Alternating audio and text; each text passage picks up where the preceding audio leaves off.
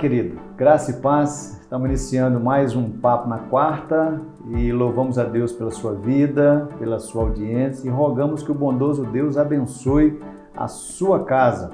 E hoje vamos bater um papo com a temática batismo infantil. E para bater essa temática eu convidei o reverendo Fábio, pastor na Igreja Presbiteriana Guará 2, aqui em Brasília.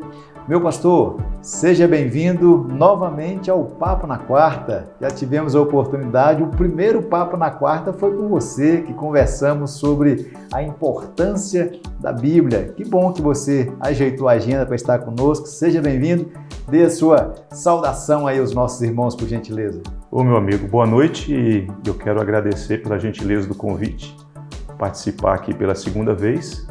É sinal que o que nós falamos da primeira vez, não depois conta a nossa pessoa e o argumento que usamos, né? Porque senão nós não teríamos voltado. Um privilégio, um prazer bater esse papo e ver que vocês estão utilizando esse meio para repartir conhecimento bíblico, teológico com o povo de Deus, não só no Distrito Federal, porque esses recursos chegam longe, né? Vão longe. Muito obrigado pelo convite. É uma alegria, Fábio. Fábio, a nossa temática então vai ser sobre batismo infantil, mas penso que seja interessante você propor aí para os nossos irmãos uma definição enquanto igreja presbiteriana que nós conhecemos ou defendemos como que é o batismo.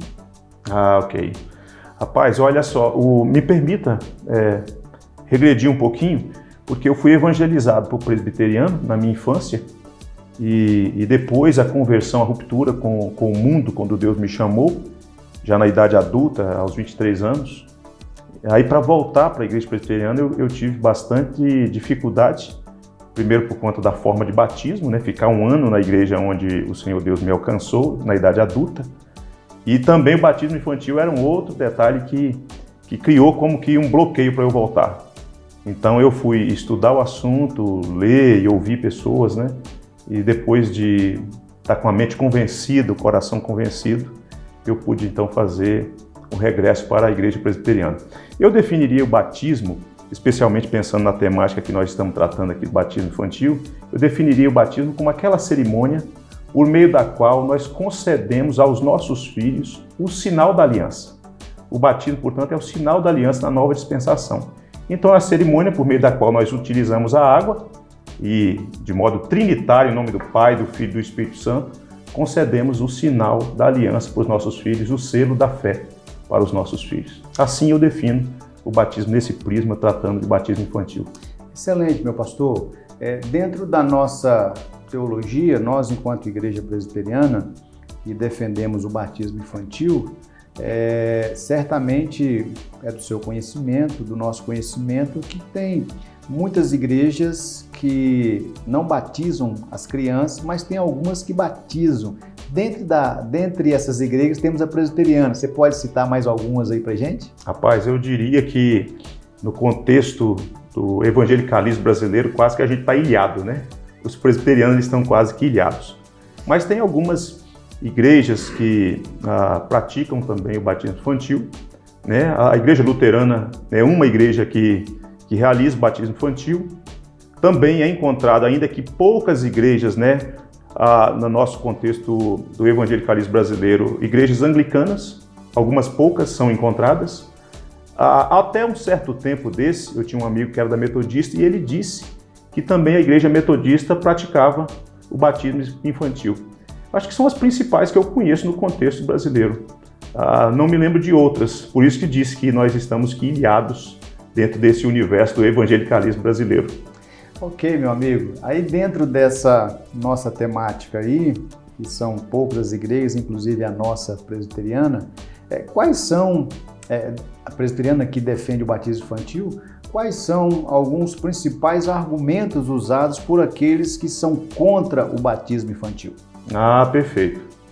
Olha, Romildo, um dos principais argumentos é que eles advogam que a criança não tem fé.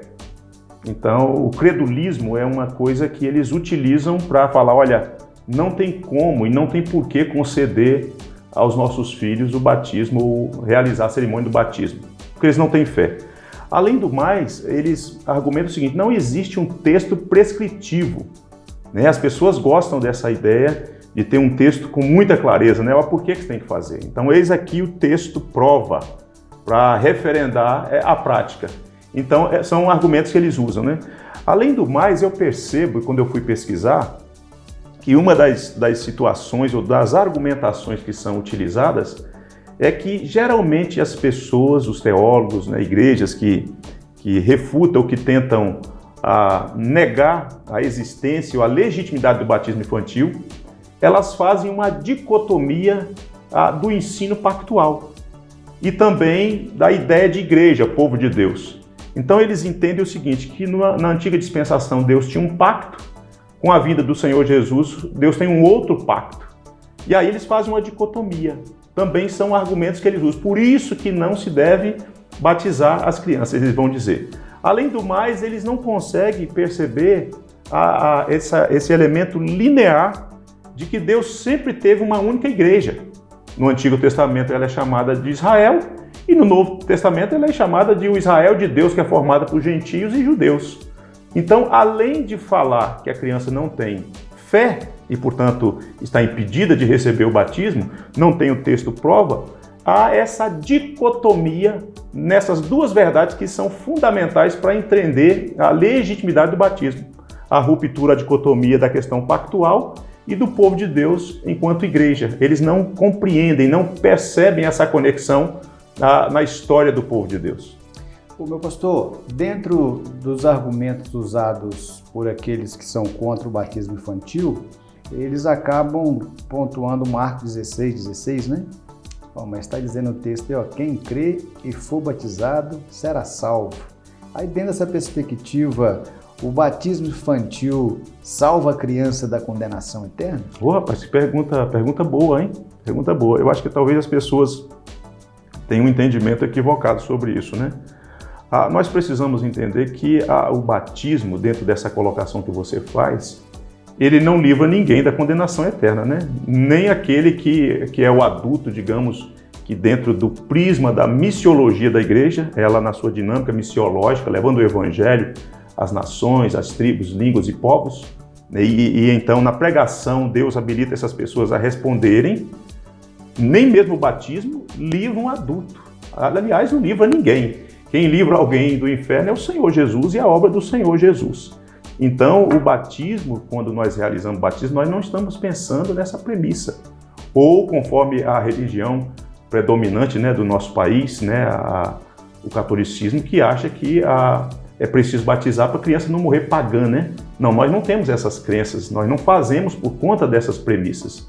Então, o batismo não salva ninguém do inferno, na minha opinião. Quem salva alguém do inferno da condenação é o Senhor Jesus e a obra do Senhor Jesus. Ok, meu pastor. Você pontuou aí pra gente alguns argumentos daqueles que são contrários ao batismo infantil. E aí, então, eu peço que você agora pontue aí, por favor, alguns argumentos que são usados por aqueles que são favoráveis ao batismo infantil. Muito bom. Esse é o cerne da questão, na minha opinião, né? Compreender isso é fundamental, inclusive ajuda a entender outras questões. Romildo, eu tenho percebido que algumas pessoas, especialmente nesse tempo, quando a teologia reformada está sendo descoberta e amplamente divulgada, que as pessoas às vezes pensam que nós presbiterianos, que o tronco maior, o cerne da nossa teologia é a doutrina da eleição. É a doutrina da eleição. E eu costumo, então, estou citando isso para mostrar que há uma premissa maior, né? Eu costumo dizer que o cerne da nossa teologia é a teologia pactual, é a doutrina da aliança, que é esse tronco, né, mais robusto. Dele derivam, então, esses galhos. Então, o principal argumento para a gente entender o porquê batizar as nossas crianças, ou as crianças filhas de crentes, é a doutrina da aliança. Se nós compreendermos que na antiga dispensação havia dois ritos, né? Um rito de ingresso no meio do povo de Deus, né? Que foi estabelecido com Abraão, que é o sinal da aliança, a circuncisão, sinal da aliança, né? Inclusive o escravo, o forasteiro, uma pessoa que passasse por Israel e ouvisse sobre a crença, a fé de Israel e quisesse fazer parte do povo de Deus, teria que se submeter à circuncisão. Correto. Esse era o rito, né, necessário, essencial. Então a gente precisa entender o seguinte, daí porque eu falei lá atrás da questão linear da doutrina do pacto, ou da doutrina da aliança. Deus não tem dois pactos, Deus tem um único pacto, né, administrado na antiga dispensação de uma forma, na nova dispensação de uma outra forma. Então, quando a gente entende isso e compreende os dois principais ritos do Antigo Testamento, circuncisão, rito de ingresso, a Páscoa, né, uma celebração anual que fazia o povo rememorar a libertação, a redenção do Senhor Deus, o Deus dos patriarcas, que ele tinha efetuado, o que ele efetuou, tirando o povo da escravidão do Egito, levando o povo para a terra prometida. E quando a gente vê, então, a transição desses ritos que acabam dando lugar a novos dois ritos. Então, aí você entende essa coerência, essa harmonia da doutrina da aliança. A circuncisão, então, no Antigo Testamento nós temos a circuncisão, né? O rito de ingresso, né? O sinal visível do pacto de Deus com o povo. No Novo Testamento, o Senhor Jesus instituiu o batismo, que ocupa o lugar da circuncisão. A circuncisão cumpre o seu papel, inclusive o nosso amado Redentor se submeteu à circuncisão para ele ser de fato o nosso representante, o nosso fiador legal, ele submeteu. É por essa razão que ele diz que ele não veio revogar a lei, ele veio cumprir a lei. Quando ele vai para ser batizado por João, que já seria um outro assunto, né? Mas a João fala assim, não, eu que tenho que ser batizado. Ele fala, não, importa cumprir toda a justiça. E cumprir toda a justiça envolvia tudo aquilo que a lei prescrevia, os ritos do Antigo Testamento. Então, quando se cumpre isso e o Senhor Jesus abarca tudo isso, a lei cerimonial, a moral, tudo aquilo que apontava e nele se cumpre, né? Embora a lei moral não é revogada, ela permanece, né, para o povo de Deus como revelação da vontade de Deus, o Senhor Jesus institui, né, como parte da missão da igreja que tem a obrigação de ir às nações, anunciar o evangelho, fazer discípulos e nessa missão batizar. Não é mais a circuncisão, é o batismo. Então veja só que a doutrina da aliança é fundamental, assim como a ceia ocupa o lugar da Páscoa. Não tem por que mais imolar cordeiro, né? Porque tudo aquilo apontava para o Senhor Jesus. Teve o seu cumprimento cabal, de uma vez por todas. Então o Senhor Jesus institui dois ritos. O que a gente está percebendo então com isso? A harmonia da doutrina da aliança. Os ritos são alterados, mas a natureza dos ritos continua sendo os mesmos.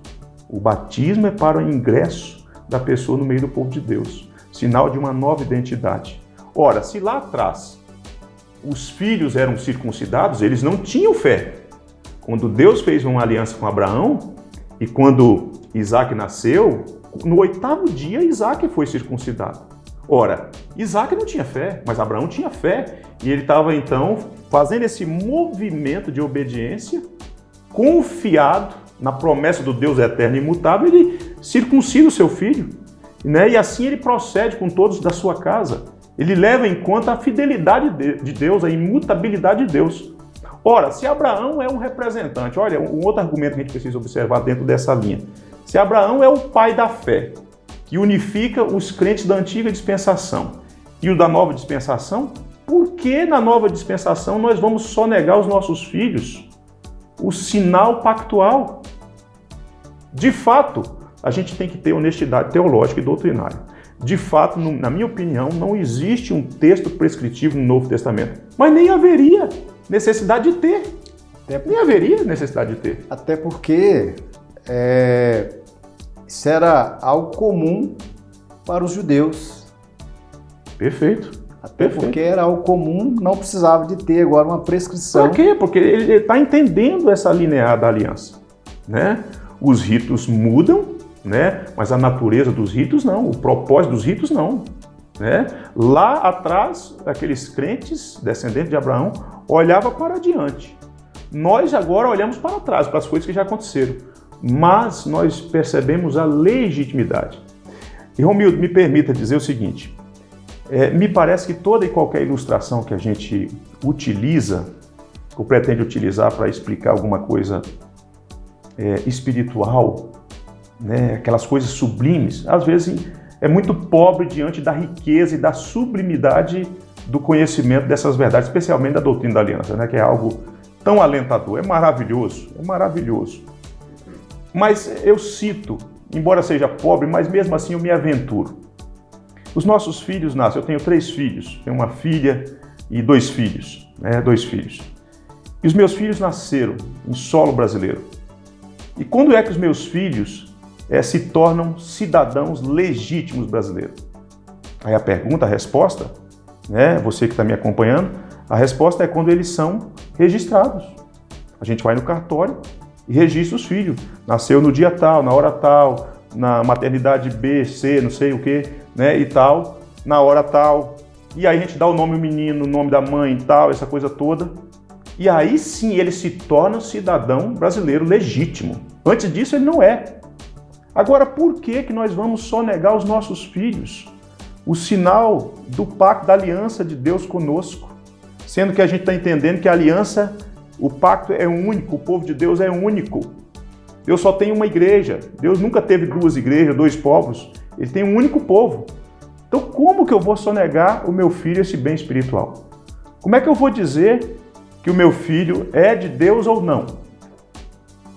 Então, a cerimônia do batismo vem para que, de modo visível, a comunidade da fé, o povo da aliança, inclusive, se comprometa junto com os pais, a responsabilidade é dos pais, mas o povo da aliança, comunitariamente, está comprometido em ajudar, assessorar os pais na educação desse filho, na criação desse filho, para que ele ame o Deus da igreja, o Pai do Senhor Jesus, aprenda a reverenciá-lo, a amá-lo, a adorá-lo, a servi-lo, desde cedo. E isso, então, vem para atestar e mostrar a solenidade, e os pais se comprometem com esse Deus da aliança, porque nós somos, volto a dizer, nós somos filhos de Abraão. E no Antigo Testamento tinha uma aliança pactual, que era o sinal visível do pacto. E no Novo tem uma outra cerimônia, mas que continua mostrando a mesma coisa. Deus tem um pacto conosco. E o batismo é esse sinal visível dessa aliança. Então é por essa e outras razões que nós temos argumentos, e eu penso que eles são substanciosos à luz da Bíblia, né? Se a pessoa estiver buscando um texto, prova, me mostra aí um texto. De fato, a gente tem que ter honestidade teológica. Não tem o texto, mas nem é necessário. Nem é necessário, na minha opinião. Ok, meu pastor. O papo está fluindo tão bem que... Estou empolgado. Está empolgado, isso é bom, excelente. O papo está fluindo tão bem, mas vamos caminhar mais um pouquinho aqui. Vamos pensar que tem alguém que está participando conosco e essa pessoa está em dúvida em relação a batizar ou não o filho, porque está dizendo, mas se eu batizar o meu filho, quem garante que lá na frente ele não vai se desviar do caminho do Senhor? O que você pode dar de conselho para esse irmão ou essa irmã que está com essa dúvida, se batiza ou não o seu filho? Me permita aqui, antes de falar dessa questão, a primeira coisa que eu gostaria de lhe dizer é que Marcos 15:16, como o reverendo já evocou aqui, ele não é um texto para tratar desse assunto.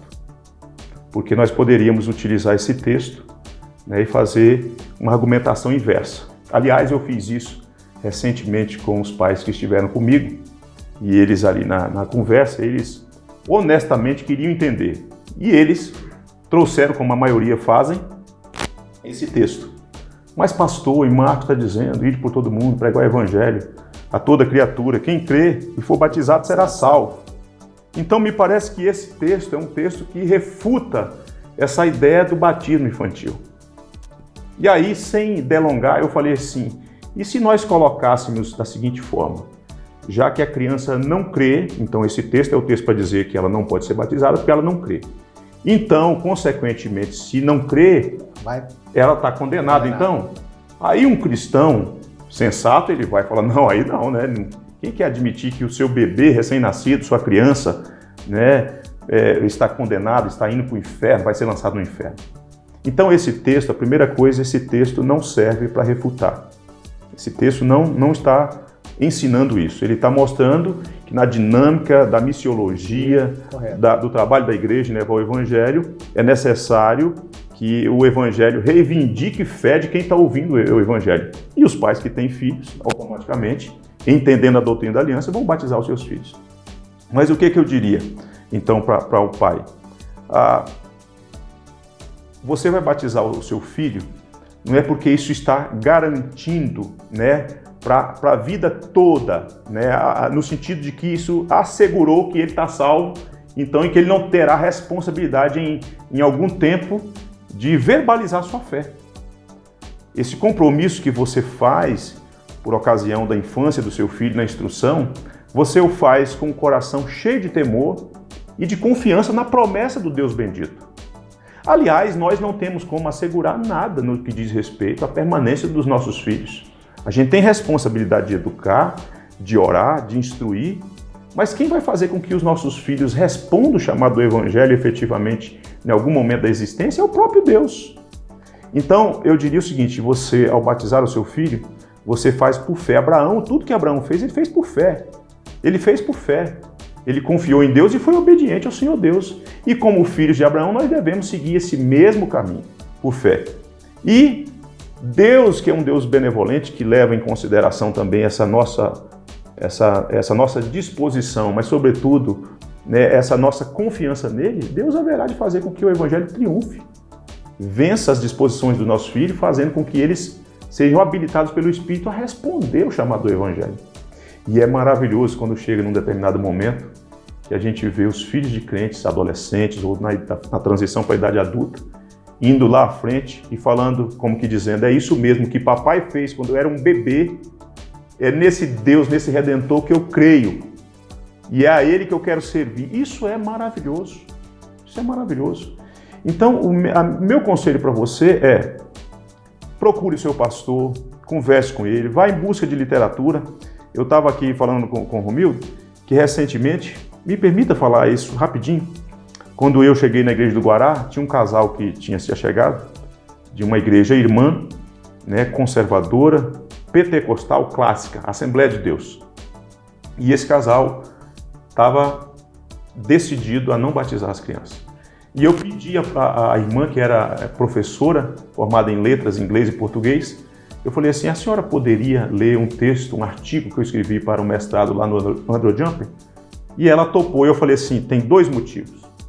Primeiro, eu quero que a senhora faça a correção em português, e segundo, eu quero que a senhora se interesse pelo assunto.